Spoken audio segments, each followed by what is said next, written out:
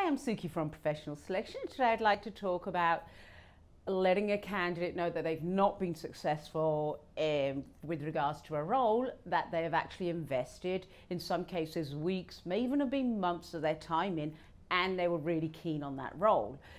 It's a horrible feeling for any recruiter. It doesn't matter whether you're an internal or an external recruiter. When you've invested that much time with a candidate and they've invested their time, you actually get to know that candidate on a personal level.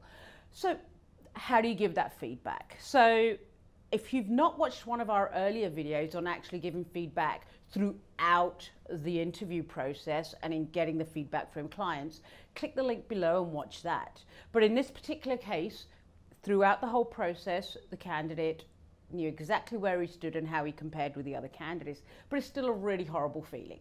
So when I had to do this last week, I made sure that I knew exactly what it was that the other candidate brought to my client, or certainly in my client's opinion, brought to the table, and I allowed the candidate to know that. I gave him that feedback.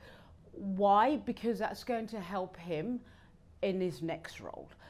Certainly we will continue to work with that candidate, we always do, because ultimately at the end of the day there's only one job, yet you have multiple candidates. So never leave a candidate hanging at the 11th hour that's gone through that whole process. It's a horrible call to have to make, but make that call and make sure you have that feedback. As always, if you have any comments, feel free to comment below. And as I said, if you want to learn more about how to continue giving and getting feedback throughout the interview process, watch our earlier video. Thanks for listening.